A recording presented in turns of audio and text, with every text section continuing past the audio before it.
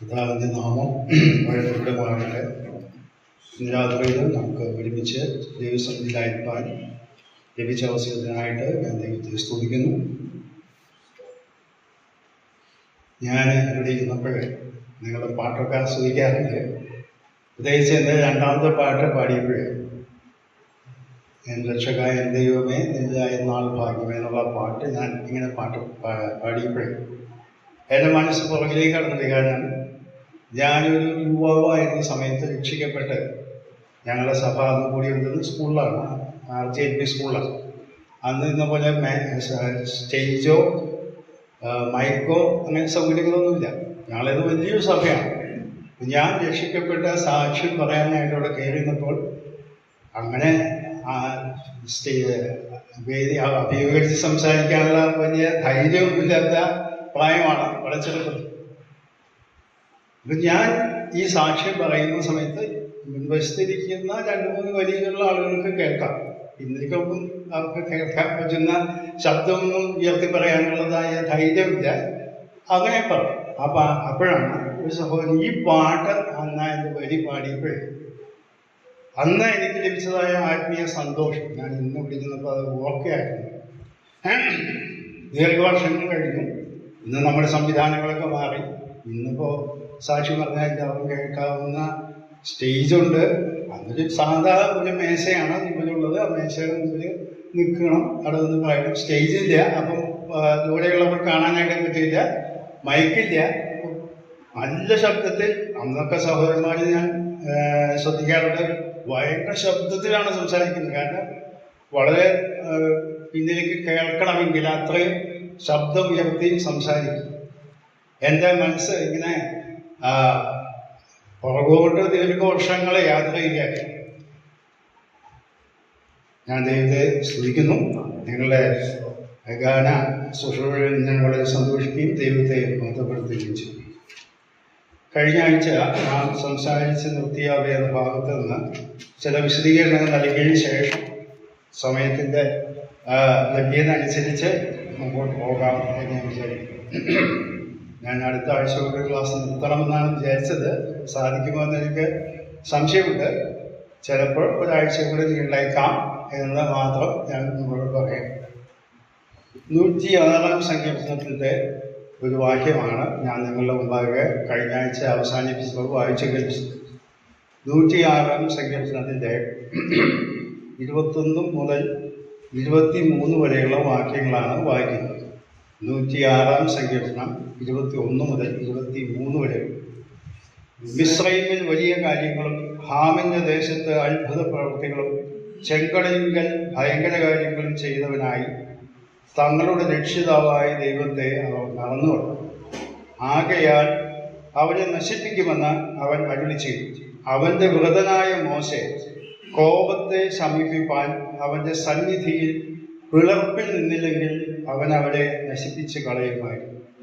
ഇതോട് ചേർത്ത് എസെക്കിയേലിന്റെ പ്രവചനം 22-ാം അധ്യായത്തിൻ്റെ 30-ാമത്തെ വാക്യം ഇവിടെ ഞാൻ കഴിഞ്ഞ ആഴ്ച വായിക്കുന്നുണ്ട്. അതൊന്നുകൂടി വായിക്കാം.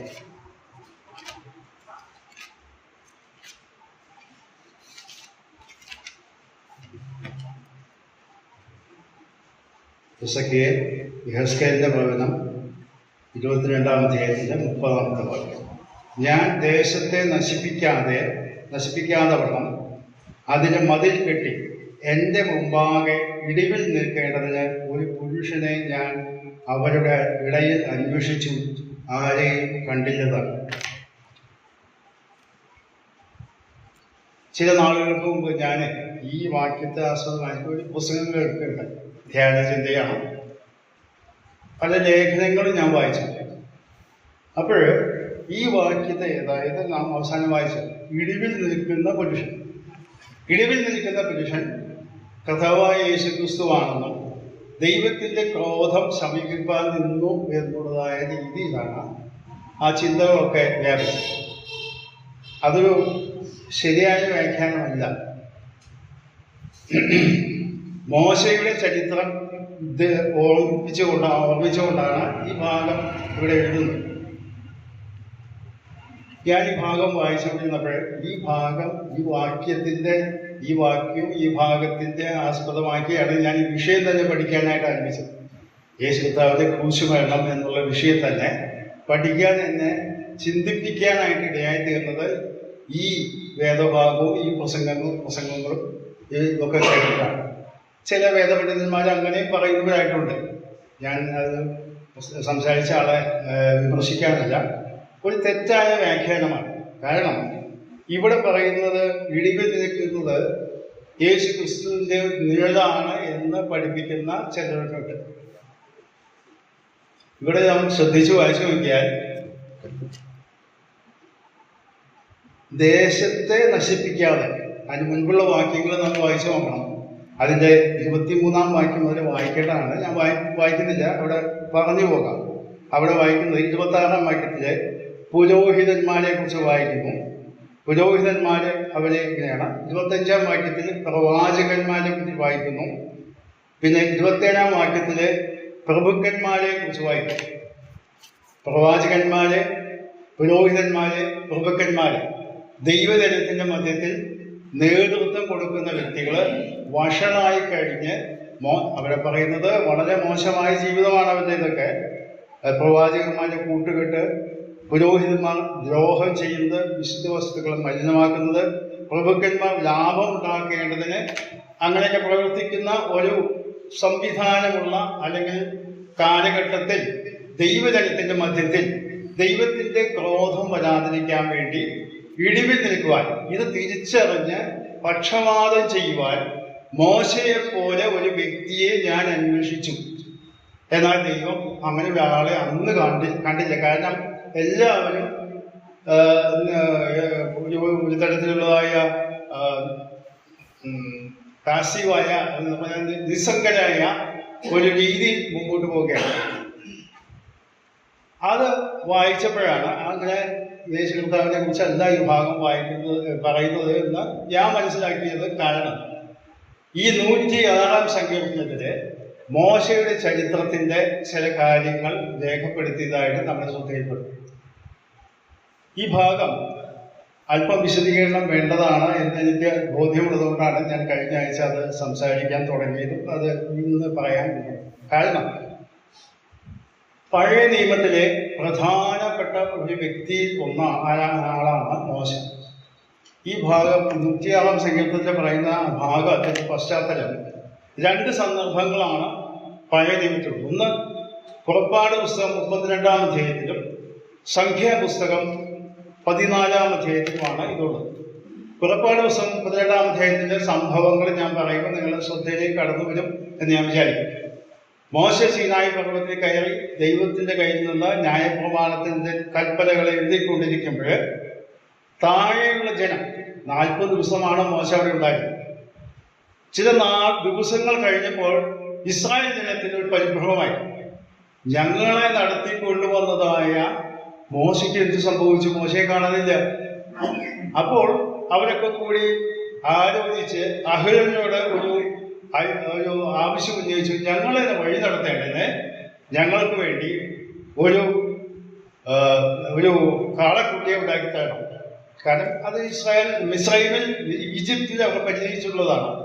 അങ്ങനെ അവരുടെ കയ്യിൽ നിന്നൊക്കെ സ്വർണ്ണാഭരണങ്ങൾ വാങ്ങിച്ച് അഹരോന്റെ നേതൃത്വത്തിൽ ഒരു കാളക്കുട്ടിയെ ഉണ്ടാക്കി. ആ കാളക്കുട്ടിയെ മുമ്പിൽ ഇവർ പാടുകയും നൃത്തം ചെയ്യുകയും ഇസ്രായേലെ നിന്നെ മിസ്രൈമിൽ നിന്ന് കൊണ്ടുവന്ന ദൈവം ഇതാ എന്ന് പറഞ്ഞ് ആഘോഷിക്കുകയും ചെയ്യുന്നതായ ഒരു സമയത്തില് ദൈവം മോശയോട് പറയും, നിന്റെ ജനം, നീ മിസ്രൈമിൽ നിന്ന് കൊണ്ടുവന്ന ജനം വഷളാക്കിയിരിക്കുന്നു, ഞാനിവിടെ നശിപ്പിക്കാൻ പോവുകയാണ്. ആ ഭാഗം നിങ്ങളുടെ ശ്രദ്ധയിലേക്ക് ഞാൻ കൊണ്ടുവരാം. 32-ാം അധ്യായം, പുറപ്പാട് പുസ്തകം 32-ാം അധ്യായം. അതിലെ ചില വാക്കുകൾ നിങ്ങൾ ശ്രദ്ധയിൽ കൊണ്ടുവരാൻ വേണ്ടിയാണ് ഞാനിത് പറയുന്നത്. അതിൻ്റെ 10-ാം വാക്യം, 32-ന്റെ 10. അതുകൊണ്ട് എന്റെ കോപം അവർക്ക് വിരോധമായി ജ്വലിച്ച് ഞാൻ അവരെ ദഹിപ്പിക്കേണ്ടതിന് എന്നെ വിടുക, നിന്നെ ഞാൻ വലിയൊരു ജാതിയാക്കും എന്നും യഹോവ മോശയോട് അരുളിച്ചെയ്തു. തൽക്കാലം അത് മതി, പിന്നെ വിശദീകരിക്കാം. ദൈവം മോശയോട് പറയുകയാണ്, ഞാനിവനെ നശിപ്പിക്കാൻ പോവുകയാണ്. അതോട് ചേർത്ത് പറയുന്ന ഒരു വാചകമുണ്ട്, അത് ശ്രദ്ധിച്ചോ എന്ന് എനിക്കറിയില്ല. മോശയോട് ദൈവം പറയും, ഞാൻ നിന്നെ വലിയൊരു ജാതിയാക്കും. എന്ന് പറഞ്ഞാൽ എൻ്റെ അർത്ഥം എന്താ? ഇസ്രായേൽ ജനത്തെ മോശ ഒഴിച്ച് ബാക്കിയുള്ള എല്ലാവരെയും ഞാൻ നശിപ്പിച്ച് കളയാൻ പോവുകയാണ്. നിന്നെ ഞാൻ ഒരു വലിയൊരു ജാതിയാക്കും എന്ന്. അപ്പോൾ മോശയുടെ അതിനുള്ള മറുപടിയാണ് വളരെ ശ്രദ്ധേയം. 11-ാം വാക്യം, എന്നാൽ മോശ തന്റെ ദൈവമായ യഹോവയോട് അപേക്ഷിച്ച് പറഞ്ഞത് എന്ന് പറഞ്ഞിട്ട് സംഭവങ്ങളൊക്കെ വിവരിക്കുന്നു. അപ്പൊ ദൈവത്തിന് മുമ്പാകെ പറയുകയാണ്, ദൈവമേ, നീ ഇസ്രായേലിൽ പുറപ്പിടിച്ചു കൊണ്ടുവന്ന നിന്റെ ജനം ഇവിടെ വെച്ച് നീ നശിപ്പിച്ചു കളഞ്ഞാൽ മിസ്രയീമിലോ മറ്റുള്ള ജാതികളെ കേൾക്കും. അവരുടെ മുമ്പിൽ ദൈവത്തിന്റെ നാമം അപമാനിക്കപ്പെടും. ദൈവത്തിന് ഇവരെ കനാൻ നാട്ടിലേക്ക് കൊണ്ടുപോകാൻ കഴിയാതെ വഴിയിൽ വെച്ച് നശിപ്പിച്ചു കളഞ്ഞു എന്നൊക്കെ അവരെ കുറ്റം പറയും. അതുകൊണ്ട് ദൈവമേ, നീ അങ്ങനെ ചെയ്യരുത് എന്ന് പറഞ്ഞ് നിലവിളിക്കുന്നതായിട്ട് കാണാം. പിന്നെ അതിനോട് ചേർത്ത് ഒരു വാക്യം കൂടെ വായിക്കാം. അതിന്റെ 13-ാം വാക്യം, 32-ന്റെ നിന്റെ ദാസന്മാരായ അബ്രഹാമിനെയും ഇസ്ഹാക്കിനെയും ഇസ്രായേലിനെയും ഓർക്കണമേ. ഞാൻ നിങ്ങളുടെ സന്തതി ആകാശത്തിലെ നക്ഷത്രങ്ങളെ പോലെ വർദ്ധിപ്പിക്കുകയും ഞാൻ അരുളി ചെയ്ത ഈ ദേശമൊക്കെയും നിങ്ങളുടെ സന്തതിക്ക് കൊടുക്കുകയും അവർ അതിനെ എന്നേക്കും അവകാശമായി പ്രാപിക്കുകയും ചെയ്യുമെന്ന് നീ നിന്നെ കൊണ്ട് തന്നെ അവരോട് സത്യം ചെയ്തുവല്ലോ. അടുത്ത വാക്യം, അപ്പോൾ യഹോവ തന്റെ ജനത്തിന് വരുത്തുമെന്ന് കൽപ്പിച്ച അനർത്ഥത്തെ കുറിച്ച് അനുദപിച്ചു. ഇതാണ് 106-ാം സംഘത്തിലെ ഒരു പശ്ചാത്തലം. ഈ സംഘം രണ്ടാമതും ആവർത്തിക്കുന്നുണ്ട്. കാദേശ് ബർണയിൽ വെച്ച് അവര് കനാൻ നാട്ടിലേക്ക് കടക്കാനായിട്ട് നിൽക്കുന്ന സമയത്ത് ഉറ്റുനോക്കുവാൻ പോയ ആളുകൾ തിരിച്ചു വന്നപ്പോൾ പറഞ്ഞു, നമുക്കത് കീഴടക്കാൻ കഴിയില്ല എന്നൊക്കെ പറഞ്ഞപ്പോൾ ജനമാകെ നിലവിളിയായി ബഹളമായി. മോശയ്ക്ക് അവരോട് നേരെ പിറുപിറുക്കുകയും കല്ലെറിയണമെന്നൊക്കെ പറഞ്ഞു. അപ്പോഴും ദൈവം ഇവരോട് മോശയോട് പറഞ്ഞു, ഞാനിവിടെ കൊന്നുകളെ, നിന്നെ ഞാൻ വലിയൊരു ജാതിയാണ്. അപ്പോൾ മോശ പറഞ്ഞ വാചകം ഇടിവിൽ നിന്നുകൊണ്ട് പറഞ്ഞ കാര്യമാണ് 106-ാം സംഘത്തിൽ നാം വായിച്ചത്. ഞാൻ പറയാൻ ഉദ്ദേശിച്ചത് എന്താണെന്ന് പറയാം, ഈ വേദഭാഗം നാം വായിക്കുമ്പോഴേ വസ്തുതാപരമായി കാര്യങ്ങൾ വിലയിരുത്തി വേണം മനസ്സിലാക്കാൻ. ഞാനിത് വളരെ ചെറിയ പ്രായത്തിൽ ഈ വേദഭാഗം പുറപ്പാട് പുസ്തകത്തിൽ ഈ ഭാഗം വായിച്ചപ്പോഴേ നിങ്ങൾ ആ ഭാഗങ്ങൾ ശ്രദ്ധിച്ച് വായിച്ചു നോക്കിയാൽ അറിയാം. ദൈവത്തോട് മോശ പറയുകയാണ്, നീ ഒരു കാര്യം ഓർക്കണം, അബ്രഹാമിന്റെയും ഇസ്ഹാക്കിനോടും യാക്കോബിനും ചെയ്ത വാഗ്ദത്തം നീ ഓർക്കണം. ഇവരെ ഇപ്പം ഇങ്ങനെ നശിപ്പിച്ചു കളഞ്ഞാല് മറ്റുള്ളവര് നമ്മളെ അപമാനിക്കും, ദൈവ ദോഷം വരും. മോശയോട് പറഞ്ഞു, നിന്നെ ഞാൻ വലിയൊരു ജാതിയാക്കും എന്നൊക്കെ പറഞ്ഞത് ശരിയാണ്. എന്നാൽ മോശയ ഇവർക്ക് വേണ്ടി പക്ഷപാതം ചെയ്യുകയും ദൈവം മോശയുടെ വാക്ക് കേട്ട് തൽക്കാലത്തേക്ക് ശിക്ഷാക്രമം മാറ്റി. ആ അധ്യായത്തിന്റെ 32-ാം വാക്യം, 32-ന്റെ 32. എങ്കിലും നീ അവരുടെ പാപം ക്ഷമിക്കണമേ, അല്ലെങ്കിൽ നീ എഴുതിയ നിന്റെ പുസ്തകത്തിൽ നിന്ന് എന്റെ പേർ മായ്ച്ചു കളയും. ശ്രദ്ധിക്കുക, മോശ ഇവിടെ ദൈവത്തോട് പറയുന്ന ഇവരെ കൊന്നുകളയരുത്, ശിക്ഷിക്കാം, പക്ഷെ കൊന്നുകളയരുത്.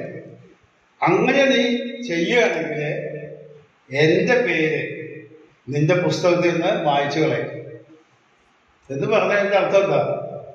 ഞാൻ മരിച്ചാലും വേണ്ടതില്ല, ഇസ്രായേൽ ജനത്തെ ദൈവമേ ഇസ്രായേലിൽ കനാൻ നാട്ടിലേക്ക് കൊണ്ടുപോകണം എന്ന് ദൈവത്തിന്റെ മുമ്പിൽ പക്ഷപാതം ചെയ്ത് നിലവിളിക്കുന്ന ഒരു മോശയാണ് നമ്മൾ കാണുന്നത്. ഈ മോശ ഇത് പറയുമ്പോൾ ഞാൻ ഈ ഭാഗം വായിച്ചുകൊണ്ടിരുന്നത് സംഖ്യാപുസ്തകത്തിൽ 14-ാം അധ്യായത്തിലേക്ക് കടന്നു വരുമ്പോഴും ഇതേ ആശയമുണ്ട്. ഞാൻ നേരത്തെ പറഞ്ഞതുപോലെ ആ ഭാഗത്തേക്ക് കടന്നു വരാം. സംഖ്യാപുസ്തകം 14-ാം അധ്യായം, അവിടെ ഉറ്റു നോക്കാൻ പോയ ആര് വന്ന് പറഞ്ഞ രംഗമാണ്. അതിൻ്റെ 14-ാം അധ്യായത്തിന്റെ 1-ാം വാക്യം ആദ്യം വായിക്കാം. അപ്പോൾ സഭയൊക്കെ ഉറക്കെ നിലവിളിച്ചു, ജനം ആ രാത്രി മുഴുവനും കരഞ്ഞു. ഇവിടെ വാക്യം വായിക്കുമ്പോൾ നമ്മൾ മനസ്സിലാക്കണം, ഇസ്രായേൽ ജനം സഭയൊക്കെ ഉറക്കെ നിലവിളിച്ചു. ജനമൊക്കെ എന്ന് പറഞ്ഞാൽ ലക്ഷക്കണക്കിന് ആളുകളുണ്ട് അവിടെ. 6 ലക്ഷം പുരുഷന്മാർ മാത്രമുണ്ട്. അപ്പൊ 6 ലക്ഷം സ്ത്രീകളും കുഞ്ഞുങ്ങളൊക്കെ ഒരു 10-20 ലക്ഷം ജനങ്ങള് ഒരു രാജ്യത്ത് ഒരു സ്ഥലത്ത് ചെന്നിട്ട് രാത്രി മുഴുവൻ നിലവിളിക്കുകയാണ്. ആ ഭീകരത നിങ്ങൾ ശ്രദ്ധിക്കുക. അതിനുശേഷം അവിടെ നാം വായിക്കുന്ന 10-ാം വാക്യത്തിൽ പറയുമ്പോൾ, എന്നാൽ അവരെ കല്ലെറിയണമെന്ന് സഭയെല്ലാം മോശയും അവരവരെ എതിരായിട്ട് കല്ലെറിയണം, ഇവരെ കല്ലെറിഞ്ഞ് കൊല്ലണം എന്ന് പറഞ്ഞാൽ ദൈവത്തിന്റെ കൽപ്പനകള് വിശ്വസിക്കാനോ അംഗീകരിക്കാനോ കഴിയാത്ത ഒരവസ്ഥ ആവശ്യം. ആ സമയത്തും മോശയുടെ ദൈവം പറയുന്ന വാക്ക് ശ്രദ്ധിക്കണം. 11-ഉം 12-ഉം വാക്യം. യഹോവ മോശയോട്, ഈ ജനം എത്രത്തോളം എന്നെ നിരസിക്കും, ഞാൻ അവരുടെ മധ്യ ചെയ്തിട്ടുള്ള അടയാളമൊക്കെയും കണ്ടിട്ടു അവർ എത്രത്തോളം എന്നെ വിശ്വസിക്കാതിരിക്കും. ഞാൻ അവരെ മഹാമാരിയാൽ ജനിപ്പിച്ച് സംഹരിച്ചു കളയുകയും നിന്നെ അവരെക്കാൾ ബലവുമുള്ള ജാതിയാക്കുകയും ചെയ്യും എന്ന് അരുളി ചെയ്തു. ഇവിടെ അതേ വാക്കും, ഞാനിവിടെ നശിപ്പിക്കും നിന്നെ, അതായത് മോശയോട് പറയുകയാണ്, നിന്നെ ഞാൻ വലിയൊരു ജാതിയാക്കാം. ഞാൻ ഈ വേദഭാഗം ചില വർഷങ്ങൾക്ക് പഠിച്ചുകൊണ്ടിരുന്ന സമയത്ത് ഒരു വേദപണ്ഡിതന്റെ ഒരു പുസ്തകം എൻ്റെ കിട്ടി. ഇംഗ്ലണ്ടിലുണ്ടായിരുന്ന 19-ാം നൂറ്റാണ്ടിൽ ജീവിച്ചിരുന്ന ഒരാളാണ്. അദ്ദേഹം എഴുതിയ മോശയുടെ പഞ്ചഗ്രന്ഥങ്ങൾക്ക് വ്യാഖ്യാനത്തിൽ എന്താ എഴുതിയിട്ടുണ്ട്. സത്യ പബ്ലിക്കേഷൻസിൻ്റെ അത് മലയാളത്തിൽ വിവർത്തനം ചെയ്തിട്ടുണ്ട്. അതിന് 2 പുസ്തകം മാത്രമേ ഞാൻ വായിച്ചുള്ളൂ, ഇപ്പോഴല്ല, കുറേ വർഷങ്ങൾക്ക് മുമ്പ് വായിച്ചതാണ്. അതിൽ അദ്ദേഹം എഴുതിയിട്ടുള്ള ഒരു വാചകം എൻ്റെ ശ്രദ്ധയെ കണ്ടു. ഇവിടെ പറയുന്നത് എന്താണ്? അപ്പോഴും മോശ ദൈവത്തോട് അവർ വാദിക്കുകയാണ്, അങ്ങനെ പറയരുത്, ദേശനിവാസികൾ കേൾക്കും, നീ ഒറ്റ മനുഷ്യനെ പോലെ കൊല്ലരുത്. 17-ാം വാക്യത്തിൽ 14-ാം സംഖ്യാപുസ്തകം 14-17-ാം വാക്യം, യഹോവ ദീർഘക്ഷമയും മഹാദയുമുള്ളവൻ, അകൃത്യവും ലംഘനവും ക്ഷമിക്കുന്നവൻ, കുറ്റക്കാരനെ വെറുതെ വിടാതെ പിതാക്കന്മാരുടെ അകൃത്യം 3-ാമത്തെയും 4-ാമത്തെയും തലമുറയോളം മക്കളുടെ മേൽ സന്ദർശിക്കുന്നവൻ എന്നിങ്ങനെ നീ അരുളി ചെയ്തതുപോലെ കർത്താവേ, ഇപ്പോൾ നിന്റെ ശക്തി വലുതായിരിക്കണം എന്ന് പറഞ്ഞാൽ മോശ പറയുന്നത് എന്താ പറയുമോ? മുഴുവൻ ആളുകളെയും നശിപ്പിച്ച് കളയാതെ ശിക്ഷിക്കാൻ ആവശ്യമുള്ള ആളുകളെ നീ ശിക്ഷിച്ചോ. ഇത് ജനത്തെ മുഴുവൻ നശിപ്പിക്കരുത്, എന്നെ വലിയ ജാതിയാക്കുന്നില്ല എന്ന് പറഞ്ഞു. ഞാൻ ആ ഗ്രന്ഥകാരൻ എഴുതിയ വാചകത്തിൽ ഒരു മോശയ്ക്ക് മാത്രം പറയാൻ കഴിയുന്ന ഒരു വാചകമാണ് അത്. എന്നിട്ട് അദ്ദേഹം അതിന്റെ വിശദീകരണം എഴുതിയിട്ടുണ്ട്. ഞാൻ വായിച്ചപ്പോൾ എന്റെ മനസ്സിൽ കൂടെ അത് ആ രംഗം കൂടി കടന്നുപോയി. ഇവിടെ എന്താ പറയുന്നത്? ഈ ലക്ഷക്കണക്കിന് വരുന്ന ജനത്തെ മുഴുവൻ ഞാൻ കൊന്നുകളയും, മോശയെ നിന്നെ ഞാൻ വലിയൊരു ജാതിയാക്കും. 2 സന്ദർഭത്തിൽ അങ്ങനെ തന്നെയാണ് ദൈവം പറഞ്ഞത്. എന്ന് പറഞ്ഞതിന്റെ അർത്ഥം എന്താ? നിന്നെ ഞാൻ വലിയവനാക്കാം. മോശ പറയുന്നതെന്ന് പറയുമ്പോൾ, എനിക്ക് വലിയവനാകണ്ട, എന്റെ ജനത്തെ സംരക്ഷിക്കണം. ദൈവമേ, നിന്റെ വാഗ്ദത്തമനുസരിച്ച് അബ്രഹാമിന്റെയും ഇസ്ഹാക്കിന്റെയും യാക്കോബിന്റെയും സന്താനങ്ങളായ ഈ ജനത്തെ വേണം കനാൻ നാട്ടിലേക്ക് കൊണ്ടുപോകാൻ. എന്നെ വലിയവനാക്കണ്ട, എന്നെ കൊന്നുകളഞ്ഞാലും ശരി, ഇവർ രക്ഷപ്പെടണം എന്നാണ് മോശ അവിടെ പറയുന്നത്. ഈ ഭാഗം ഞാൻ വായിച്ചപ്പോൾ എന്റെ ശ്രദ്ധയിലേക്ക് കടന്നു എന്ന് പറയാം. ഇന്ന് ഇത് മോശ അങ്ങോട്ട് ആവശ്യപ്പെടുന്നതല്ല, ദൈവം ഇങ്ങോട്ട് ഓഫർ ചെയ്തതാണ്, നിന്നെ ഞാൻ വലിയ ജാതിയാക്കാം. മോശ പറഞ്ഞു എനിക്കത് വേണ്ട. അതിന്റെ അർത്ഥം എന്താണെന്ന് പറയാമോ?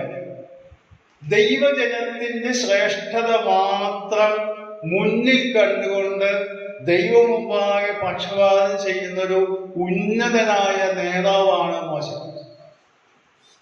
എന്ന് പറഞ്ഞാൽ നമുക്കറിയാം, ഇന്ന് ആത്മീയ മണ്ഡലത്തിൽ പലരും സ്ഥാനമാനങ്ങൾ കിട്ടുമ്പോൾ എനിക്ക് എന്നെ ദൈവം അനുഗ്രഹിച്ചു, ദൈവമാണ് ഇതൊക്കെ ഈ സാഹചര്യങ്ങൾ കണ്ടത്.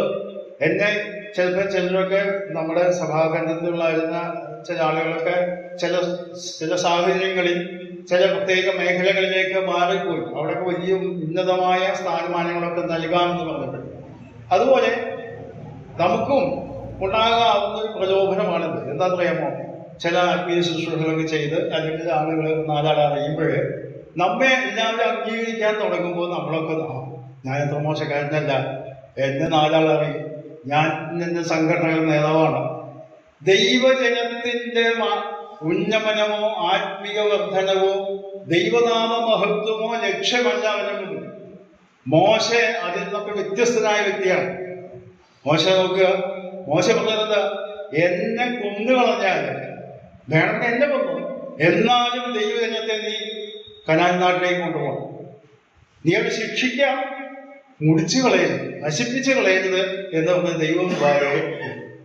ഞാൻ മനസ്സിലാക്കുന്നത് മോശയെ ദൈവം അത് പരീക്ഷിച്ചതാണെന്നാണ്. അതെങ്ങനെയാ മനസ്സിലാക്കാം?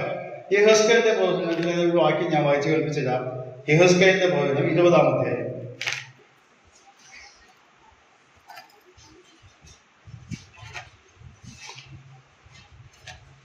ഈ വേദഭാഗം അവിടെ രണ്ടാമത് അവതരിപ്പിക്കുന്നുണ്ട്. 20-ാം അധ്യായത്തിന്റെ 22-ാമത്തെ വാക്യം.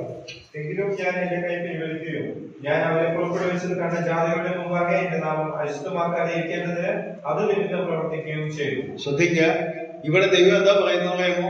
ഈ കാര്യത്തെ രണ്ടാമത് ഓർത്തുകൊണ്ട് പറയുകയാണ്, ഞാൻ അവരെ കൈ പിൻവലിക്കുകയും നശിപ്പിക്കുകയും ചെയ്യാതിരുന്നത് എന്തുകൊണ്ടാന്ന് പറയുമോ? എന്റെ നാമം നിമിത്തം എന്ന് പറഞ്ഞാൽ, ഞാൻ ചെറുപ്പത്തിൽ ഈ ഭാഗങ്ങളൊക്കെ വായിച്ചുകൊണ്ടിരുന്നപ്പോഴേ സർവജ്ഞാനിയായ ദൈവത്തെ ബുദ്ധി ഉപദേശിച്ച് പിന്തിരിപ്പിച്ചു എന്ന് തോന്നാവുന്ന രീതിയിലാണ് പുറപ്പാട് പുസ്തകത്തിലും സംഖ്യാപുസ്തകത്തിലും മോശ സംസാരിക്കുന്നത്. ദൈവമേ, നീ ഓർക്കണം, വാഗ്ദത്തം ദൈവം പിതാക്കന്മാരോട് ചെയ്ത വാഗ്ദത്തമുണ്ടല്ലോ, അത് നീ പാലിക്കണം. പോരാ, ഇവരെ കൊന്നുകളഞ്ഞാൽ മറ്റുള്ളവർ നിന്റെ നാമത്തെ അശുദ്ധമാക്കും. അപ്പൊ ദൈവത്തിന് വീണ്ടും വിചാരമുണ്ടായി, ദൈവം അങ്ങനെ ചെയ്തു, അങ്ങനെ വിചാരിക്കരുത്. കാരണം ദൈവം സർവജ്ഞാനീയ ദൈവമാണ്. ദൈവത്തിന് എല്ലാ കാര്യങ്ങളും മുമ്പേ കൂടി അറിയാം. ഭാവിയിൽ എന്തൊക്കെ സംഭവിക്കും എന്നുള്ളത് ഇന്നേ അറിയാവുന്നവനാണ് വലിയവനായ ദൈവം. അപ്പൊ എന്താണ് താൻ പ്രവർത്തിക്കാൻ പോകുന്നതെന്ന് ദൈവത്തിന് നന്നായിട്ട് അറിയാം. എന്നാൽ മോശയുടെ മുമ്പിൽ ഇങ്ങനെ ഒരു കാര്യം അവതരിപ്പിച്ചാൽ മോശ എങ്ങനെ പ്രതികരിക്കും എന്ന് വ്യക്തമാക്കാനുള്ള ഒരു അവസരം കൂടിയാണ് ഉണ്ടായത്. എന്ന് പറഞ്ഞാൽ, സ്വാർത്ഥത തീരെയില്ലാത്ത ദൈവജനത്തിന്റെ ശ്രേഷ്ഠതയും അംഗീകാരവും മാത്രം ആഗ്രഹിക്കുന്ന, ദൈവനാമത്തിന് അപമാനം വരാത്ത കാര്യങ്ങൾ മാത്രം ചെയ്യണം എന്ന് ആഗ്രഹിക്കുന്ന ഒരു നേതാവായിരുന്നു മോശ. അതാണ് മോശയുടെ വിജയം. ആ മോശ ദൈവസന്നിധിയിൽ പക്ഷപാതം ചെയ്തപ്പോൾ ദൈവം അത് അംഗീകരിച്ചു. അവിടെ വായിക്കുന്നത് ദൈവം ലഭിച്ചു, അല്ലെങ്കിൽ വീണ്ടും വിചാരമുണ്ടായി ദുഃഖിച്ചു. ചെയ്യാൻ പോകുന്ന കാര്യത്തിൽ ഞാൻ ശരി, ഇവിടെ ശിക്ഷിക്കും, ഞാൻ ശിക്ഷിക്കാതിരിക്കാൻ ഒന്നുമില്ല, പക്ഷെ ഇല്ലാതാക്കാൻ ഞാൻ തുനിയുന്നില്ല. എന്നോടാണ് ദൈവം എന്ന് പറഞ്ഞത്, ഈ എന്നോട് മത്സരിച്ചവരിൽ നമുക്കറിയാം 32-ാം അധ്യായം, പുറപ്പാട് ദിവസം 32-ാം അധ്യായത്തിലെ ഇസ്രായേൽ ജനത്തിന്റെ മധ്യത്തിൽ വലിയ സംഹാരം നടന്നു. മോശ എന്ന് പറഞ്ഞു, യഹോവയുടെ പക്ഷത്തുള്ളവൻ എല്ലാം എന്റെ അടുക്കൽ വന്ന് വരട്ടെ എന്ന് പറഞ്ഞപ്പോൾ ലേവി ഗോത്രം മുഴുവൻ കടന്നു വന്നു.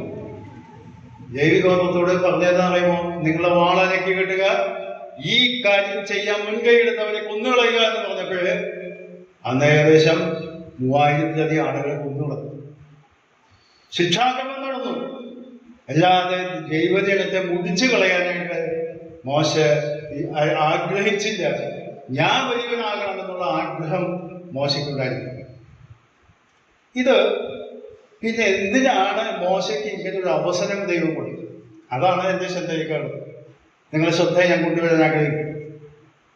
പുതിയ നിയമത്തിലേക്ക് വരുമ്പോൾ അതിൻ്റെ ശരിയായ ഉത്തരം നമുക്ക് ലഭിക്കുന്നു.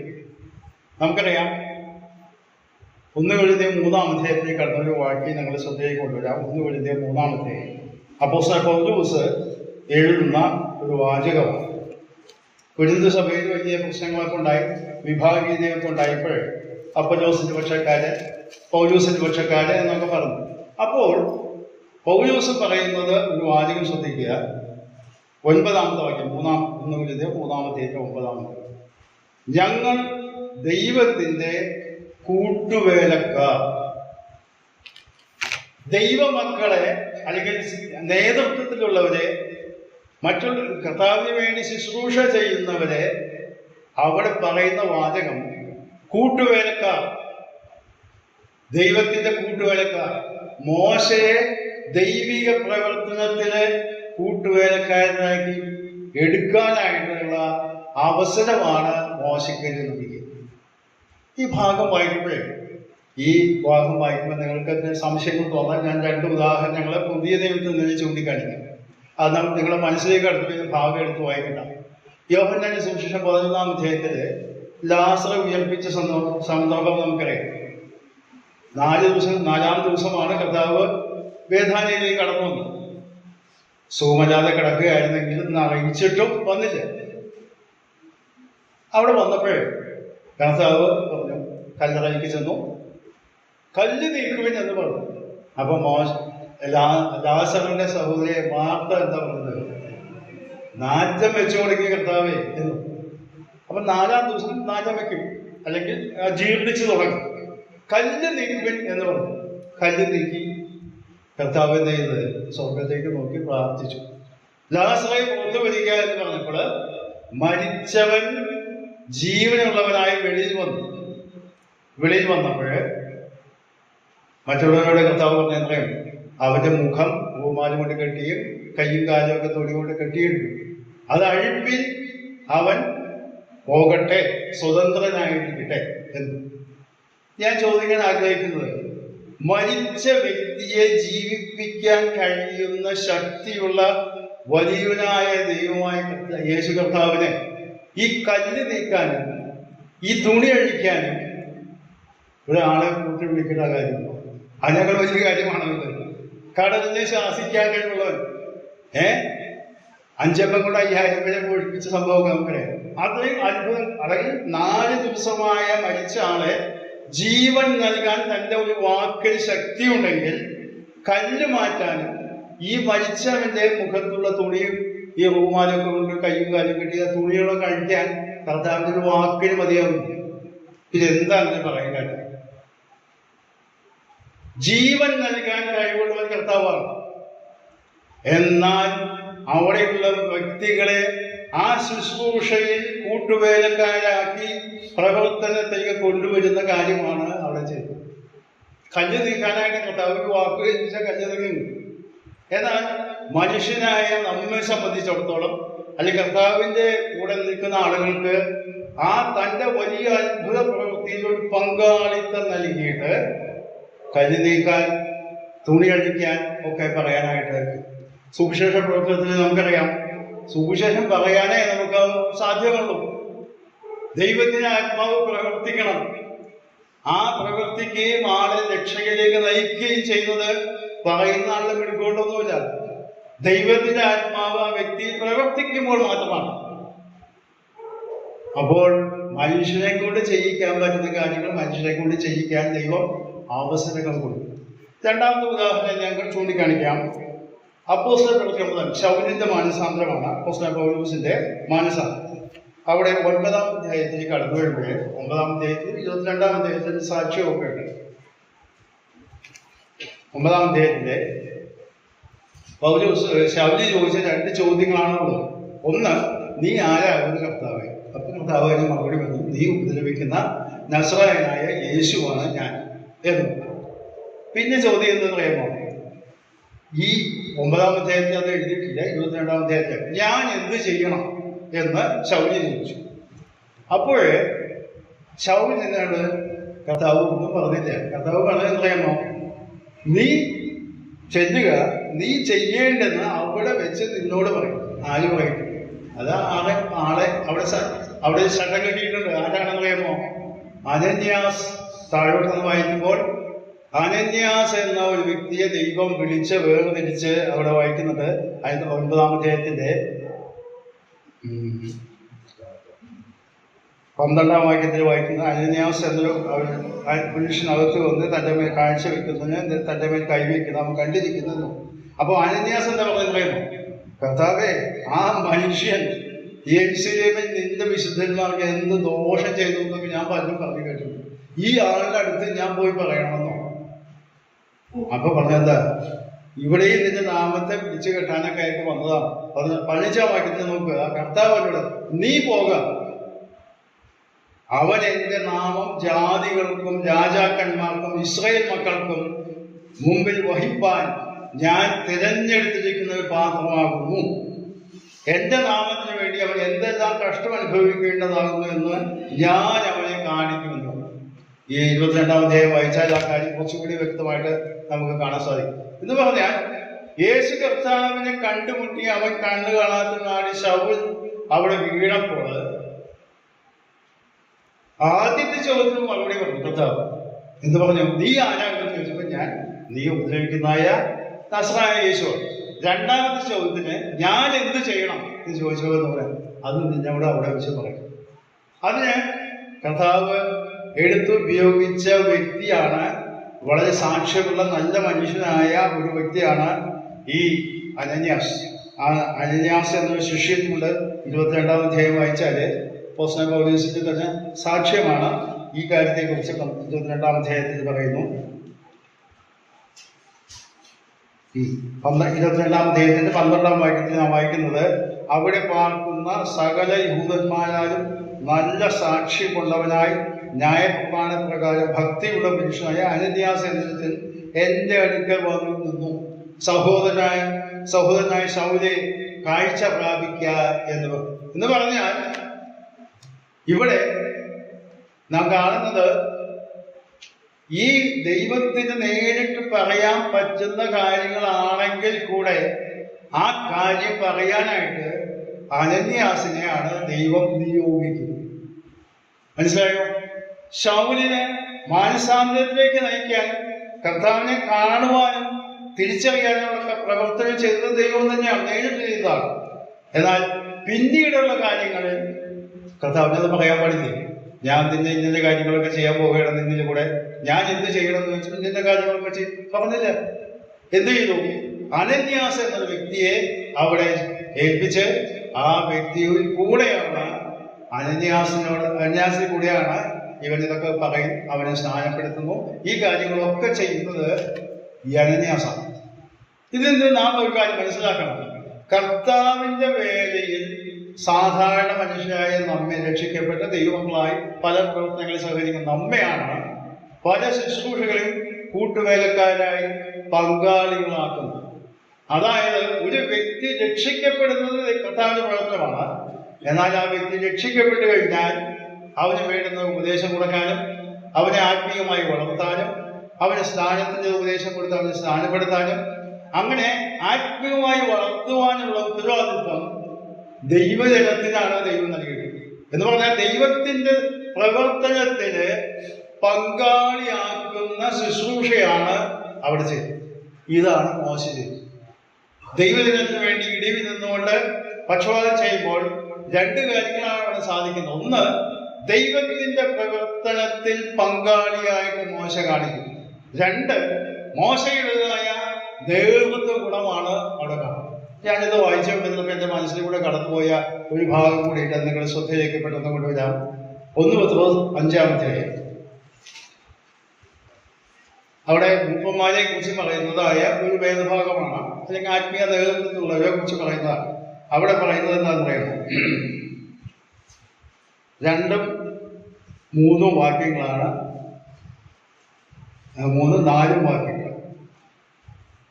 1 പത്രോസ് 5-ന്റെ 2, 3, 4 വാക്യങ്ങൾ. നിങ്ങളുടെ വിചാരണയിലുള്ള ദൈവത്തിന്റെ ആട്ടിൻകൂട്ടത്തെ മേയിച്ചു കൊടുക്കും. നിർബന്ധത്താലല്ല, ദൈവത്തിന് ഹിതമാവണ്ണം മനഃപൂർവമായി ദുരാഗ്രഹത്തോടെയല്ല, ഉന്മേഷത്തോടെയും ഇടവകളുടെ മേൽ കർത്തൃത്വം നടത്തുന്നവരായിട്ടില്ല, ആട്ടിൻകൂട്ടത്തിന് മാതൃകളായി തീർന്നുകൊണ്ട് അധ്യക്ഷത ചെയ്യും. എന്നാൽ ഇടയശേഷം പ്രത്യക്ഷനാകുമ്പോൾ നിങ്ങൾ തേജസ്സിന്റെ വാടാത്ത കിരീടം പ്രാപിക്കും. അപ്പോൾ നമ്മുടെ ആളുകളൊക്കെ പ്രസംഗിക്കുകയും പഠിപ്പിക്കുകയും ചെയ്തത് 5 കിരീടങ്ങളുണ്ട്. മൂപ്പന്മാർക്ക് ലഭിക്കുന്ന കിരീടമാണ് വാടാത്ത ജീവകിരീടം. അങ്ങനെയാണ് സാധാരണ എല്ലാവരും പഠിപ്പിക്കുന്നത്. എന്നാൽ ഇവിടെ ശ്രദ്ധിച്ച് വായിക്കണം. 4-ാം വാക്യം ആരംഭിക്കുന്നതിനെ പറയും എന്നാൽ. അത് മറ്റു തർജ്ജമകളെ നോക്കുമ്പോൾ എന്നാൽ എന്ന് ഞാൻ പറഞ്ഞേക്കാം. അങ്ങനെയെങ്കിൽ എന്നാണ് വാക്കിന്റെ അർത്ഥം. എങ്ങനെയെങ്കിൽ? മുമ്പത്തെ വാക്യം ശ്രദ്ധിക്കുക. ദുരാഗ്രഹത്തോടെ അല്ല എന്ന് പറഞ്ഞാൽ തെറ്റായ ആഗ്രഹത്തോടു കൂടെ ആത്മീയ ശുശ്രൂഷകൾ, മൂപ്പന്റെ ശുശ്രൂഷയായാലും ചെയ്യുന്നവർക്ക് കിരീടം നൽകാമെന്ന് പറഞ്ഞിട്ടില്ല. ശ്രദ്ധിക്കണം. മൂപ്പനായതുകൊണ്ട് എനിക്ക് ജീവകീടം ലഭിക്കുമെന്ന് ആരും വിചാരിക്കേണ്ട. വേദപുസ്തകം അങ്ങനെ പറയുന്നുണ്ട്. വേദപുസ്തകം പറയുന്നത് ശരിയായ രീതിയിൽ ശുശ്രൂഷിച്ചു. ഇവിടെ ദുരാഗ്രഹം എന്ന വാക്ക് അല്ലെങ്കിൽ അത്യാഗ്രഹം അല്ലെങ്കിൽ തെറ്റായ മോഹത്തോടെ എന്നൊക്കെയാണ് അതിന്റെ അർത്ഥം. എന്ന് പറഞ്ഞാൽ നേതൃത്വത്തിൽ പേരെടുക്കാൻ വേണ്ടി ഞാനില്ലെങ്കിൽ സഭയുണ്ടോ എന്ന് വിചാരം വരുന്ന ചില സഭ നേതൃത്വങ്ങളൊക്കെ ഉണ്ട്. ഞാനാണ് കാര്യങ്ങൾ കൊണ്ടുനടക്കുന്നത്. അപ്പോൾ അവിടെ ദുരാഗ്രഹമായി എന്ന് പറഞ്ഞാൽ സ്വാർത്ഥമായി. മോശയുടെ മനോഭാവം ശ്രദ്ധിക്കുക. ഞാൻ നശിച്ചാലും എന്റെ ജനം ആത്മീയമായിട്ട് രക്ഷപ്പെടണം, ദൈവനാമത്തിന് അപമാനം വരരുത്. ആ രീതിയിലുള്ള ചിന്താഗതി ഇല്ലാതെ, ഞാൻ പറയുമ്പോൾ അത് ഇത്തിരി അധികം പറ്റാണോ നിങ്ങൾക്ക് തോന്നുന്നുണ്ടെങ്കിൽ നിങ്ങൾ ശ്രദ്ധിച്ച് വായിച്ചാൽ മനസ്സിലാകും. ദുരാഗ്രഹത്തോടെയല്ല അവിടെ പറയുന്നത്, ഉന്മേഷത്തോടെ. ഇടവകയുമായി അധികാരം നടത്തുന്നവരായിട്ടല്ല. കർത്തൃത്വം എന്ന് പറഞ്ഞാൽ അധികാരം എന്നാണ് ആ വാക്കിന്റെ അർത്ഥം. അധികാരം നടത്തുന്നതായിട്ടല്ല, മാതൃകളായി തീർന്നുകൊണ്ട് അധ്യക്ഷത ചെയ്യണം. എന്നാൽ എന്ന് പറഞ്ഞാൽ അങ്ങനെയാണെങ്കിൽ നിങ്ങൾക്ക് ജീവകരുതപ്പെടാം. ഇവിടെ വളരെ ശ്രദ്ധേയമായ വാക്ക് ഞാനിത് കൊണ്ടുവരാൻ കാരണം എന്തെന്ന് പറയാമോ? ഈ വേദഭാഗം പലപ്പോഴും പലരും വെറുതെ വായിച്ചു വിടുകയാണ്. വേദപുസ്തകത്തിൽ എഴുതിയിരിക്കുന്ന പോലെയല്ല വായിക്കുന്നത്. പലരും നമ്മുടെ ഇഷ്ടം പോലെയാണ് വായിക്കുന്നത്. ഞാൻ ഈ ഇന്ന് പാടിയ പാട്ടിൻ്റെ അത് കേട്ടപ്പോഴേ ഞാൻ മനസ്സിലാക്കിയത്, ഇന്ന് ഈ പാട്ടിന്റെ വരികൾ എപ്പോഴാണ് ആദ്യമൊക്കെ കേൾക്കുന്നത് നമുക്കറിയാം. എപ്പോഴാണ് കേൾക്കുന്നത്? വിവാഹ ശുശ്രൂഷ നടക്കുന്ന സമയത്ത് ചെറുക്കനും പെണ്ണും കൈ പിടിക്കുമ്പോൾ പാട്ട് പാടുന്നത് എന്താ? സ്വപ്പുഴമികരാറിന് സാക്ഷി നിൽക്കുന്നു എന്മനമേ സ്വർഗസ്ഥനി ദമ്പതികൾക്ക്. അങ്ങനെ പാട്ട് പുസ്തകത്തിൽ അത് എഴുതി ചേർത്തിട്ടുണ്ട്. അവസാനം ആശീർവാദകൻ സ്വർഗസ്ഥനി ദമ്പതികൾക്ക് ആശീർവാദം നൽകണം. എന്നാൽ നാഗൻ സാഹിബ് എഴുതിയപ്പോൾ അങ്ങനെ എല്ലാം എഴുതിയത്. സ്വപ്പുരവി കരാർ എന്ന് പറഞ്ഞാൽ ദൈവസന്നിധിയിൽ നാം തീരുമാനമെടുത്ത് ദൈവവുമായിട്ട് ഉഭയസമയത്തിൽ ചെന്നപ്പോൾ എടുത്ത കാര്യത്തെ കുറിച്ചാണ് നാഗൻ സാഹിബ് പാട്ട് എഴുതിയത്. നമ്മളിപ്പോൾ ഈ പാട്ട് സാധാരണ കേൾക്കാറില്ല. ഇപ്പോൾ ആകെ കൂടി കേൾക്കുന്ന എല്ലാ വിവാഹ ശുശ്രൂഷയ്ക്കും ഞാൻ ശ്രദ്ധിച്ചിട്ടുണ്ട്. വിവാഹ ശുശ്രൂഷ നാള് മ്യൂസിക് ടീമാണ്, മ്യൂസിക് ടീം ആ സ്വപ്നം എന്ന് പറയുമ്പോൾ ഈ പാട്ടിന്റെ വരികൾ പാടും. ചുരുക്കി പറഞ്ഞാൽ നമ്മൾ മനസ്സിലൊക്കെ ഈ പാട്ട് ഒറിജിനൽ ആദ്യമായിട്ട് എഴുതിയത് രക്ഷിക്കപ്പെട്ട വ്യക്തി ദൈവമുമ്പാകെയുള്ള ആത്മീയ സന്തോഷവും അതിന്റെ ഓർമ്മയിലുമാണ്. ആ രക്ഷകന്റെ കണ്ടുമുട്ടി ആ സന്തോഷത്തിലാണ് ആ പാട്ട് എഴുതിയത്. എന്നാൽ ഇന്ന് നമ്മൾ സന്തോഷിക്കുന്ന പാട്ട് ഓർക്കുന്നതും പലപ്പോഴും വിവാഹ ശുശ്രൂഷ നടക്കുന്ന സംഭവമാണ്. ഇപ്പോഴുള്ള വേദപുസ്തകത്തിൽ എഴുതിയ കാര്യങ്ങൾ അല്ലെങ്കിൽ നാം ഉദ്ദേശിക്കുന്ന അർത്ഥങ്ങളിൽ നിന്നൊക്കെ വ്യത്യസ്തമായ ആളുകൾ ചിന്തിച്ചു പോകുന്നു. ഇവിടെ മോശയുടെ കാര്യം ഞാൻ പറയാൻ കാരണം, മോശയുടെ പോലെ ഇടിവിൽ നിൽക്കാനായിട്ട് ദൈവജനത്തിന് വേണ്ടി ഇടിവിൽ നിൽക്കാൻ എല്ലാ കാലത്തും ദൈവജനത്തിന് ദൈവം ആഗ്രഹിക്കും. അബ്രഹാം ലോത്തിന് വേണ്ടി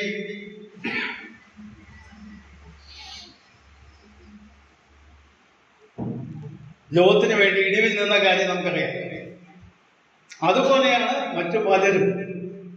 അപ്പോസ്തലൻ പൗലോസ് പോലും ഒരു ഭാഗത്ത് പറയുന്ന റോമാലേഖനം 9-ാം അധ്യായത്തിലെ ഒരു വാക്യം നമ്മുടെ ശ്രദ്ധയിലേക്ക് ഞാൻ കൊണ്ടുവന്നിട്ട് ഈ ഭാഗം ഇവിടെ ഇടുവാൻ ആഗ്രഹിക്കുന്നു. റോമാലേഖനം 9, 10, 11 അധ്യായങ്ങള് ഇസ്രായേൽ ജനത്തിന്റെ പിന്നീടുള്ളതായ പുനഃസ്ഥാപനത്തെ കുറിച്ച് പറയുന്ന ഭാഗമാണ്. അവിടെ ശ്രദ്ധിക്കുക, അതിന്റെ 3-ാം വാക്യം 9-ാം അധ്യായം, ജഡപ്രകാരം എൻ്റെ ചാർച്ചക്കാരായ എൻ്റെ സഹോദരന്മാർക്ക് വേണ്ടി ഞാൻ തന്നെ ക്രിസ്തുവിനോട് വേർപെട്ട് ശാപഗ്രസ്തനാവാൻ ഞാൻ ആഗ്രഹിക്കാമായിരുന്നു എന്ന് പറഞ്ഞതിന്റെ അർത്ഥം എന്താ? വാക്കുകൾ നമ്മൾ ശ്രദ്ധിച്ച് വായിച്ചു നോക്കിയിട്ട് എന്താ പറഞ്ഞത്? എൻ്റെ ജഡത്തിന്റെ പ്രകാരം ചാർച്ചക്കാരായ യഹൂദന്മാർ രക്ഷിക്കപ്പെടാൻ വേണ്ടി ഞാൻ വേണമെങ്കിൽ നരകത്തിൽ പോകാൻ തയ്യാറെന്നാണ് പറഞ്ഞത്. അവിടെ വായിക്കുന്നത് ക്രിസ്തുവിനോട് വേർപെട്ട് ശാപഗ്രസ്തനാവാൻ എന്ന് പറഞ്ഞാൽ ക്രിസ്തുവിനോട് വേർപെടുക, ശാപഗ്രസ്തനാവുക, ശപിക്കപ്പെട്ടവരെ എന്ന് പറഞ്ഞതാണ് നരകത്തിലേക്ക് അയക്കുന്ന ആളുകളെയാണ്. അപ്പോൾ പൗലൂസിന്റെ മനോഭാവം ശ്രദ്ധിക്കുക. യഹൂദന്മാര് രക്ഷിക്കപ്പെടാൻ ഞാൻ നരകത്തിൽ പോകാൻ തയ്യാറാണ്, വേണ്ടി വന്നാൽ എന്നാലെങ്കിലും അവര് രക്ഷിക്കപ്പെടണം. ഇതേ മോശയ്ക്കുണ്ടായ അതേ മനോഭാവം. എന്ന് പറഞ്ഞാൽ അത്രമാത്രം അവൻ രക്ഷിക്കപ്പെടണം, അല്ലെങ്കിൽ ദൈവമക്കളായി തീരണം, ദൈവത്തിന്റെ അനുഗ്രഹങ്ങൾ പ്രാപിക്കണമെന്ന് യാതൊരു സ്വാർത്ഥമായ താല്പര്യമില്ലാതെ ആഗ്രഹിച്ച വ്യക്തിയാണ് പൗലോസ്. ഇത് തന്നെയാണ് മോശ ആഗ്രഹിച്ചത്. മോശ പറഞ്ഞെന്താ? ഇങ്ങനെയാണ്, എന്റെ പേര് വേണമെങ്കിൽ മാറ്റി പറഞ്ഞു, ഇവരെ നീ രക്ഷിക്കണം, നശിപ്പിച്ചില്ലാതെയാക്കരുത് എന്ന് പറഞ്ഞുകൊണ്ട് അവർക്ക് വേണ്ടി ഇടിവിൽ നിന്ന വ്യക്തിയാണ് മോശ. അങ്ങനെ ഇടിവിൽ നിൽക്കാൻ എല്ലാ കാലത്തും മനുഷ്യനെ ആഗ്രഹിക്കുന്നു. അഥവാ തൻ്റെ പ്രവർത്തന, ദൈവത്തിന്റെ പ്രവർത്തനത്തിൽ കൂട്ടുവേലക്കാരാകാൻ നമ്മെ ആഗ്രഹിക്കും എന്ന് പറഞ്ഞതിന്റെ അർത്ഥം എന്താ? രക്ഷിക്കപ്പെടാത്തവർക്ക് വേണ്ടി, ദൈവജനത്തിന്റെ കുടുംബങ്ങളിൽ, ദൈവ കുടുംബങ്ങളിൽ ജനിച്ചവരായാലും പിന്മാറ്റത്തിൽ പോയവർക്ക് വേണ്ടി, അല്ലെങ്കിൽ മോശമായി ജീവിക്കുന്നവർക്ക് വേണ്ടി, ദൈവസന്നിധിയിൽ അവർക്ക് വേണ്ടി പക്ഷപാതം ചെയ്യുവാനും, ദൈവമേ അവരെ വീണ്ടെടുക്കണമേ, സുവിശേഷത്താൽ അവരെ വീണ്ടും ജനിപ്പിക്കണമേ, അവരോട് കരുണ കാണിക്കണമേ എന്ന് പക്ഷപാതം ചെയ്യുവാൻ, ഇടിവിൽ നിൽക്കാനായിട്ട് ദൈവം മനുഷ്യരെ അന്വേഷിക്കുന്നുണ്ട്. എന്നാൽ അത് യേശു കർത്താവിന്റെ കാര്യവുമായിട്ടുള്ള താരതമ്യപ്പെടുത്തത്. യേശു കർത്താവ് ദൈവം തന്നെയാണ്. ഞാൻ കഴിഞ്ഞ ദിവസങ്ങൾ പറഞ്ഞതുപോലെ ദൈവം തന്നെയാണ്. അപ്പൊ പിതാവും പുത്രനും കൂടി ഒരുമിച്ച് നടത്തിയ പ്രക്രിയയാണ് രക്ഷാപ്രവർത്തനം. ക്രൂശ് വേണം എന്ന് പറയുന്നത് ദൈവം തന്നെ മനുഷ്യനായി തീർന്നതാണ്. അല്ലാതെ മോശയെ പോലെയോ മറ്റൊരു മനുഷ്യരെ പോലെയോ അല്ല താരതമ്യം ചെയ്യുന്നത്. ആ വ്യവഹാരം പഠിച്ചാൽ അത് കാണാൻ സാധിക്കും. മോശ ദൈവഭാഷയൊക്കെ വിശ്വസ്തനായിരുന്നു. എന്നാൽ യേശു കർത്താവോ പുത്രൻ എന്ന നിലയിൽ അധികാരിയായിട്ടാണ് കൽപ്പിക്കുന്നത്. മോശയോടുമായി താരതമ്യം ചെയ്യാനായിട്ട് യാതൊരു ഭാവമില്ല. അവൻ ദൈവപുത്രനാണ് എന്ന് പറഞ്ഞുകൊണ്ടാണ് ലേഖനത്തിൽ ആ കാര്യം അവതരിപ്പിക്കുന്നത്. ഞാൻ പറയാൻ ഉദ്ദേശിച്ചത്, ഈ വേദഭാഗം പലപ്പോഴും ആ ആശയത്തിലൊക്കെ പല തെറ്റായിട്ട് വ്യാഖ്യാനിക്കുന്നത്. നമ്മൾ ഈ വേദപുസ്തകത്തിലെ പല ഭാഗങ്ങളും വായിക്കുകയും മനസ്സിലാക്കുകയും ചെയ്യുമ്പോൾ അവിടെ എഴുതിയിട്ടുള്ള അർത്ഥം എന്താണോ, അല്ലെങ്കിൽ ഏത് പശ്ചാത്തലത്തിൽ എഴുതിയിട്ടുള്ള അർത്ഥം എന്താണോ അത് വേണം നാം വായിച്ച് മനസ്സിലാക്കാൻ. അല്ലെങ്കിൽ നമ്മുടെ മുൻവിധിക്കനുസരിച്ച് നമ്മുടെ കാര്യങ്ങൾ വ്യാഖ്യാനിക്കുന്നത്. ഇവിടെ മോശയെ കുറിച്ച് പറയുന്ന കാര്യം, ദൈവജനത്തിന് വേണ്ടിയിട്ട് നിൽക്കുന്ന മനുഷ്യൻ, സ്വാർത്ഥത തെല്ലുമില്ലാതെ ദൈവജനത്തിന്റെ ശ്രേഷ്ഠതയും ദൈവനാമത്തിന് അപമാനം വരുന്നതും സഹിക്കാൻ പറ്റാത്ത മനുഷ്യൻ. ഇത് തന്നെയായിരിക്കണം ഇന്ന് ക്രിസ്തീയ നേതാക്കന്മാർക്ക്, ദൈവമക്കളുടെ മധ്യയിൽ നിന്ന് മുപ്പന്മാരായാലും ശരി, അല്ലാത്ത നേതൃത്വത്തിലുള്ള എല്ലാവർക്കും വേണ്ട മനോഭാവം. മോശയെ പോലെ ദൈവജനത്തിന്റെ ശ്രേഷ്ഠത, ഉന്നമനം, ദൈവനാമ മഹത്വം, എന്റെ വ്യക്തിപരമായ യാതൊരു കാര്യം എനിക്ക് ആവശ്യമില്ല എന്ന് പറഞ്ഞിട്ട് വിട്ടുവീഴ്ചയ്ക്ക് വേണ്ടി യാതൊരു തരത്തിലും വിട്ടുവീഴ്ചയ്ക്ക് ചെയ്യാത്ത ഒരു മനോഭാവമുള്ള വ്യക്തിയായിട്ടാണ് മോശയെ അവിടെ അവതരിപ്പിക്കുന്നത്. ഇത് യേശു കർത്താവിന്റെ ക്രൂശുവേട്ടമായിട്ട് താരതമ്യം ചെയ്യുന്നത് ഇത് മനുഷ്യനായി നമുക്ക് നൽകിയിട്ടുള്ള കർത്താവിന്റെ മേലെ കൂട്ടുപങ്കാളിത്തം നൽകുന്ന ഒരു ശുശ്രൂഷയാണ് എന്ന് നാം തിരിച്ചറിയാം. പലപ്പോഴും അത് തെറ്റായിട്ട് ആളുകൾ വ്യാഖ്യാനിക്കുന്നതുകൊണ്ടാണ് ഞാനിത് ഈ വിഷയം തന്നെ പഠിക്കാനായിട്ട് ശ്രമിക്കുകയും ഇത് നിങ്ങൾ ഇത്രയും ഗൗരവമായിട്ട് പറയാനായിട്ട് ശ്രമിക്കുകയും ചെയ്തു. കാരണം നാം പലപ്പോഴും മോശയെ മനസ്സിലാക്കുന്നത്, അപ്പോസ്തലൻ പൗലോസിനെ മനസ്സിലാക്കുന്നത് ഒരു നേതൃത്വത്തിലുള്ള ആള്, പല പരാജയങ്ങളൊക്കെ പലർക്കും സംഭവിച്ചു പോയിട്ടായിരിക്കാം.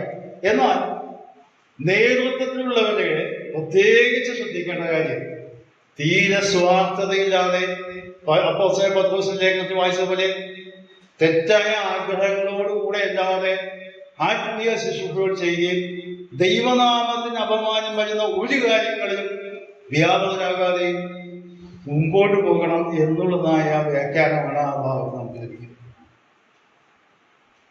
ഞാൻ പറഞ്ഞ ഉദാഹരണങ്ങളിൽ നിന്ന് മനസ്സിലായി കാണുമെന്ന് വിചാരിക്കുന്ന അപ്പോസ്തലൻ പൗലോസിന്റെ ജീവിതാനുഭവത്തിൽ അനന്യാസിനെ കൊണ്ടുവരുന്നത്, അതുപോലെ ലാസറെ ഉയർത്തെഴുന്നേൽപ്പിച്ചപ്പോൾ അവിടെ മറ്റുള്ളവരെ പങ്കാളികളാക്കുന്ന ശുശ്രൂഷ.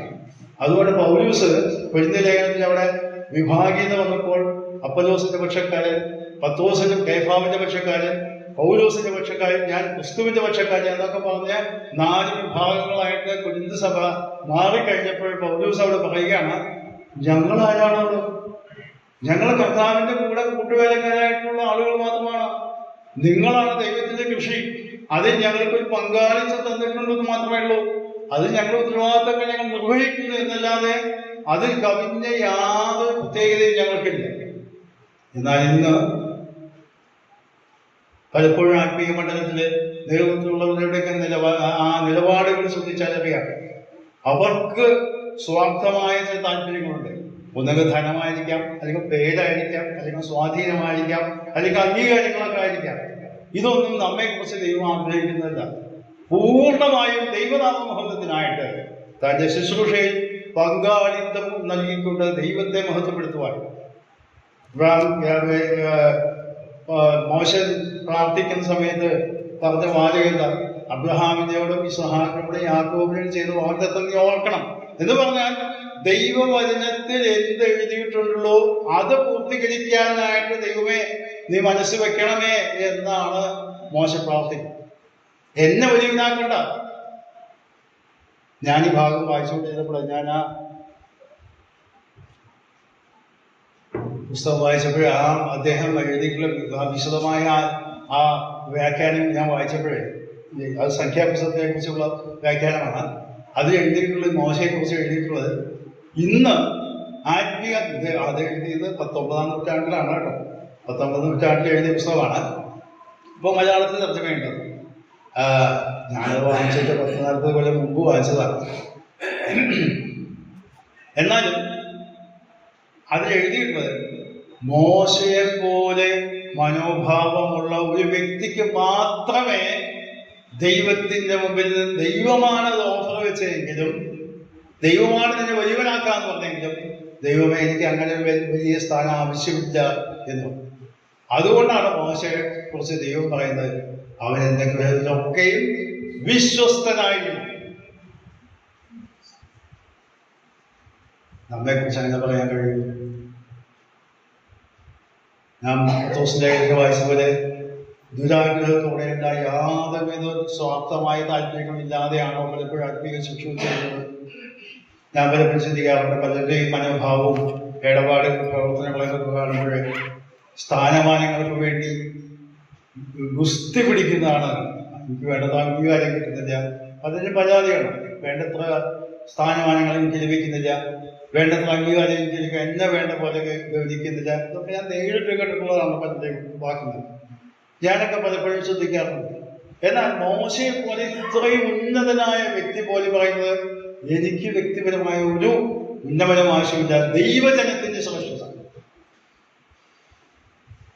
അതുകൊണ്ടാണ് ദൈവം മോശയെക്കുറിച്ച് സാക്ഷ്യം പറഞ്ഞത് എന്റെ ഭവനത്തിലൊക്കെയും വിശ്വസ്തൻ, അതിസൗമ്യനായ പുരുഷൻ എന്നൊക്കെ പറഞ്ഞു. സൗമ്യൻ അത്ര സൗമ്യനായിട്ട് നമുക്ക് കോപം വന്നു എന്നുള്ളതൊക്കെ ശരിയാണ്. അപ്പോൾ നാം ഇത് വായിക്കുമ്പോൾ മനസ്സിലാക്കേണ്ടത്, ഈ വാക്കുകൾ വായിച്ച് പഠിക്കുമ്പോൾ മനസ്സിലാക്കേണ്ടത്, ദൈവത്തിന്റെ മനസ്സ് നമ്മുടെ മുൻപിൽ വെളിപ്പെടുത്തി തരുമ്പോൾ നാം എഴുതിയ ലേഖനത്തിൽ വായിക്കുന്നത് നമ്മൾ കർത്താവിന്റെ മനസ്സുള്ളവരായിട്ട് ജീവിക്കണം. കർത്താവ് ഭൂമിയിലായ സമയത്ത് ക്രൂശുമരണം അനുഭവിക്കാൻ വേണ്ടിയാണ് മനുഷ്യാവതാരം എടുത്തെങ്കിലും തന്റെ ജീവിതകാലം മുഴുവൻ പരമാവധി സമയം മരണം സംഭവിക്കുന്നതിന് തൊട്ട് മുമ്പ് വരെ താൻ പിതാവിനെ പ്രസാദിപ്പിക്കുന്ന കാര്യങ്ങൾ മാത്രമേ ചെയ്തു. ദൈവനാമം മഹത്വത്തിന് ലക്ഷ്യമാക്കി മാത്രം. ഞാൻ വരുന്ന പുസ്തകച്ചുവടിൽ നിന്നെ കുറിച്ച് എഴുതിയിരിക്കുന്നു, ഞാനിതാ നിന്റെ ഇഷ്ടം ഞാൻ പ്രിയപ്പെടുന്നു എന്ന് പറഞ്ഞുകൊണ്ട് കാൽവരി ക്രൂശിലേക്ക് നടന്നു നീങ്ങുന്ന ഒരു പുത്രനെയാണ് നമ്മൾ അവിടെ കാണുന്നത്. അതുപോലെ പൂർണ്ണമായും കർത്താവിനെ കീഴ്പ്പെട്ട് ജീവിക്കാനും അവന്റെ മഹത്വത്തിനായി ജീവിക്കാനും നമുക്കിടയാണ്. പലപ്പോഴും നമ്മൾ കർത്തമേശയിൽ പ്രാർത്ഥിക്കുകയും സ്തോത്രം ചെയ്യുമ്പോഴൊക്കെ നമ്മൾ പലപ്പോഴും പറയും, ദൈവം നമുക്ക് അനർഹമായത് തന്നു, നമ്മളെ വീണ്ടെടുത്തു, നമ്മളെ ദൈവമക്കളാക്കി തന്നു. ഇത് ദൈവഭാഗം പറയുന്നത് ശരിയല്ല. പക്ഷെ നമ്മുടെ ജീവിതത്തിന്റെ പെരുമാറ്റങ്ങളിൽ നാം ശ്രദ്ധിച്ചാൽ പലപ്പോഴും അങ്ങനെയല്ല. ഞാൻ ആരൊക്കെയാണ്, എനിക്ക് എന്തൊക്കെയൊക്കെ കഴിവുണ്ട്, എനിക്ക് ചില അംഗീകാരങ്ങൾ വേണം, എന്നെ ബഹുമാനിക്കണം എന്നൊക്കെയുള്ള ഒരു മനോഭാവത്തിലാണ് പലരും. എന്നാൽ പഴയ നിയമത്തില് മോശൻ, പുതിയ നിയമത്തിൽ നാം പൗലോസിനെ കാണുന്നത് എന്താ? മറ്റുള്ളവർ രക്ഷിക്കപ്പെടണം. അതുകൊണ്ടാണ് കൊരിന്ത്യർ 12-ാം അധ്യായത്തില് 2 കൊരിന്ത്യർ 12-ാം അധ്യായത്തില് പൗലോസ് പറയുന്നത്, വെളിപ്പാടുകൾ ആദിക്കിത്താൻ ഞാൻ നിഗളിച്ചു പോകാതിരിക്കേണ്ടതിന് എനിക്ക് പിശാചിന്റെ ദൂതനെ ദൈവം ഏൽപ്പിച്ചിരിക്കാൻ രോഗം തന്നു. അപ്പോഴും പൗലോസ് പറയുന്ന ദൈവത്തിന്റെ കൃപ എനിക്ക് മതി എന്ന് ഞാൻ ധൈര്യപ്പെടുന്നത്. എന്റെ കൃപ നിനക്ക് മതി എന്ന് പറഞ്ഞപ്പോൾ വളരെ സന്തോഷത്തോടുകൂടെ ഞാൻ ആ കാര്യങ്ങളിൽ മുമ്പോട്ട് പോകും, ബലഹീനതകളിൽ പ്രശംസിച്ച് മുമ്പോട്ട് പോകും. ദൈവനാമം, വ്യക്തികൾ രക്ഷിക്കപ്പെടുക, ഈ ഒറ്റ ലക്ഷ്യത്തോടു കൂടിയാണ് പൗലോസ് ജീവിച്ചത്. തന്റെ സ്വന്തം ജനമായ യഹൂദന്മാരെ ആലോചിച്ചുകൊണ്ടാണ് പൗലോസ് ഞാൻ ശാപഗ്രസ്തനാവാം, കർത്താവിനോട് വേർപെട്ട് എന്റെ ജനം, എന്റെ സഹോദരങ്ങൾ രക്ഷിക്കപ്പെടുമെങ്കിൽ ഈ മനോഭാവത്തോടു കൂടിയാണ് നമ്മുടെ ആത്മീയ ശുശ്രൂഷകളും സുവിശേഷ പ്രവർത്തനങ്ങളായിരിക്കേണ്ടത്. ദൈവം നമ്മെ സഹായിക്കട്ടെ. ഞാൻ നമ്മുടെ വിഷയത്തിലേക്ക് കടക്കാനായിട്ട് സാധിച്ചില്ല. ഈ വിഷയത്തോട് ബന്ധപ്പെട്ട ഭാഗമായതുകൊണ്ട് ഞാനൊന്ന് വിശദീകരിക്കാൻ ശ്രമിച്ചോളൂ. ദൈവം വെച്ചാൽ അടുത്ത ആഴ്ച, ചിലപ്പോൾ ഇന്നത്തെ ആഴ്ചയിൽ വീഡിയോ നൽകും. ഗലാത്യ ലേഖനത്തിൽ നിന്നുള്ളതായ ചില പ്രായോഗിക ന്യൂസിനോട് ബന്ധപ്പെട്ട് പ്രായോഗിക ചിന്തകൾ പങ്കുവെച്ചുകൊണ്ട് ഈ പഠനം അവസാനിപ്പിക്കണം എന്ന് ഞാൻ ആഗ്രഹിക്കുന്നു. ദൈവം സഹായിക്കണം.